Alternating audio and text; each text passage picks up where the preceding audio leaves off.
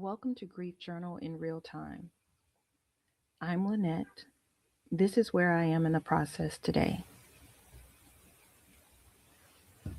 When I realized that I was going to create this podcast to share my journey of grief, I knew I needed a place to just speak and talk, even if no one else listened.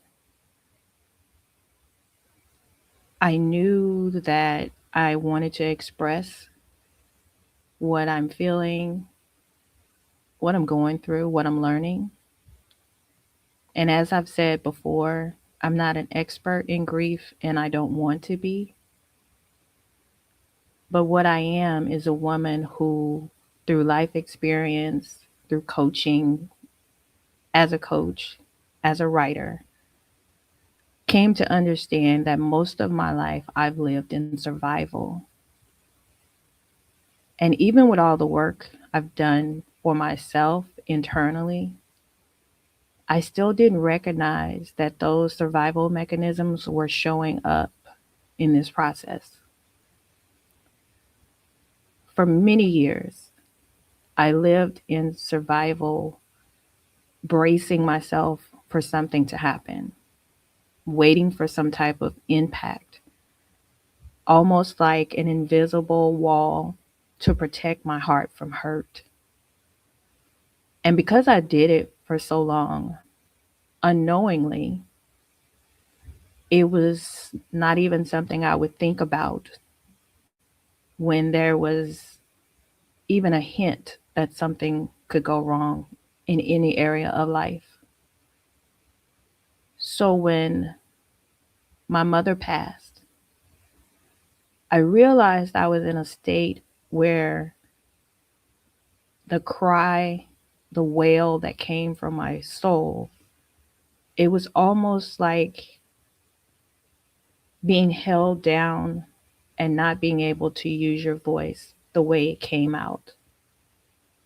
As the days went past, I realized that my body hadn't caught up with what happened. She passed on the 31st of January. The whole week went by so fast from her passing to my brother and I packing up and cleaning her house to the service, to cremation, to me being back at my home. I spoke at her service. That was God's assignment for me that I never believed I could do. But I know He gave me the grace and peace to get through it. But internally, I was also using survival to get through, almost like existing through the moments and not being fully present with them. My mind was protecting me. And when we go through something like this that stirs up our nervous system, and we've used any type of survival mechanisms, whether that's shutting down, being quiet, bracing for impact, when something like death happens, it intensifies in our nervous system and we're bracing. And it shows up like it feels like you're on guard. It feels like you're being watched. It feels like your nervous system is on overdrive. But those things happen in stages. At least that's how it's happened for me. And I'm glad today that I have some answers for where I am right now because I've been hyper alert, having difficulty sleeping, feeling chills and tingles, racing thoughts, and again, feeling watched or on guard. Last night was the worst. I immediately thought it was some type of spiritual warfare, and it could be spiritual. But right now, we're talking about the survival part of it. After I returned back to my home state, I felt one morning I woke up, maybe in the second week, I felt really fatigued, really heavy, feeling like I was just dragging my body. I'm also a woman who has dealt with depression. So it kind of felt that way, but it was all of a sudden. But I got up, I moved about the day, I went to the store. I was looking for something to take away the sadness. So I was looking for some chocolate, some candy, something sweet. I needed the dopamine to overpower the grief because it hit me in my body so suddenly. My mind protected me as long as it could, but my nervous system was waking up and my heart was sending a signal that something has happened. And I found myself in the Walmart aisle looking at the different versions of chocolate, and I broke down in tears. I broke down in Walmart in tears because my body finally felt what my heart felt and what my mind had been protecting me from. I didn't shy away from the tears. I allowed them to fall. I wiped them away as they came. I walked around as if no one else was in that store but me because grief had caught up with my body and I could feel it all. I remember a time where I would have felt embarrassed. I would have tried to hide from the people around me, seeing me wiping my face or seeing me sitting in my car crying. But I've come to a place of self awareness and self leadership where I really don't care.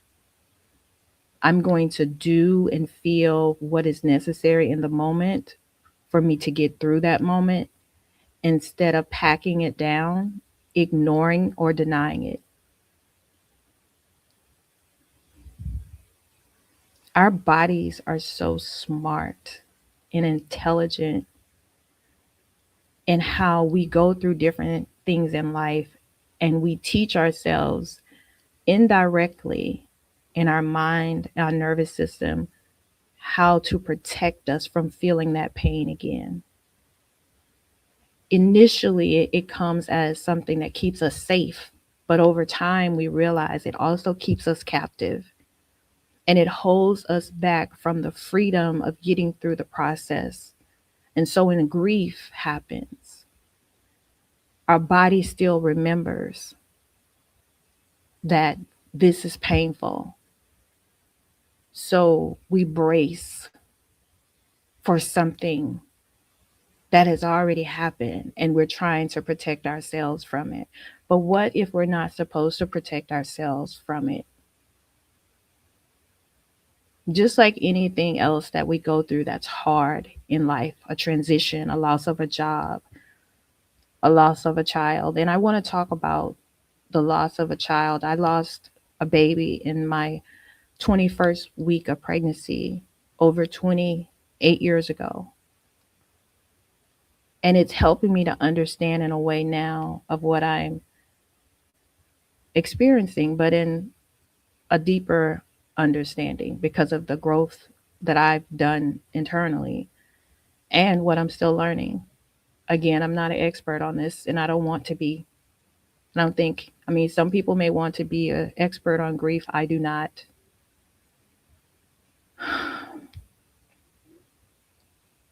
But today, this is where I am in the process of identifying why I feel so hyper vigilant is because this is how I've trained my body, and this is how my body is smart to recognize that something big has happened and is trying to protect me.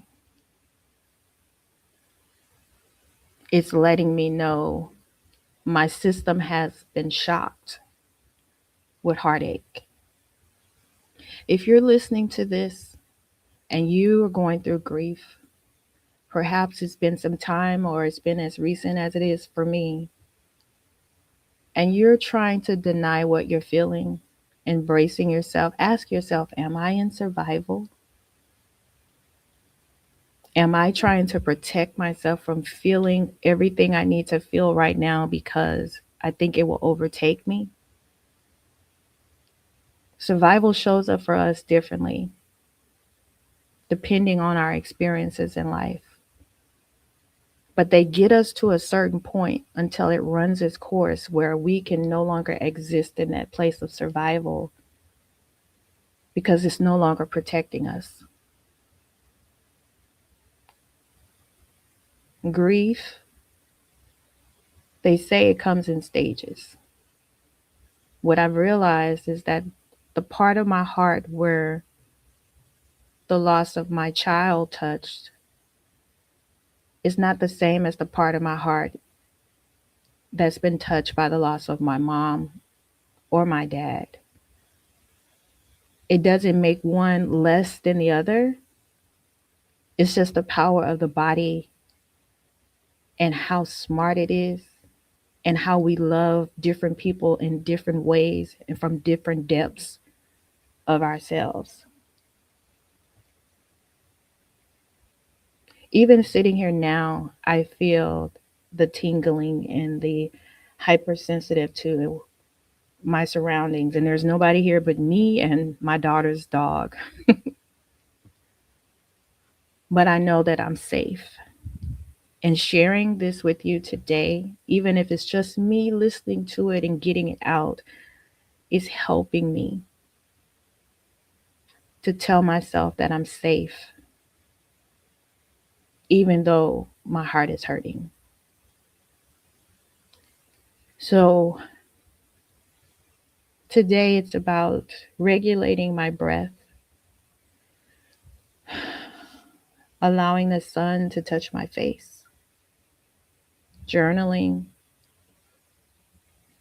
owning what I feel, what I know, using all my tools.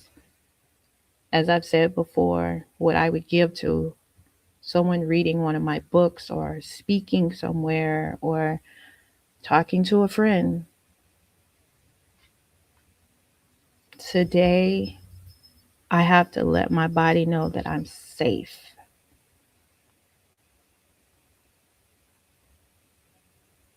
So I would love to hear from you if this helps you, not for the sake of an algorithm, but we're in this together.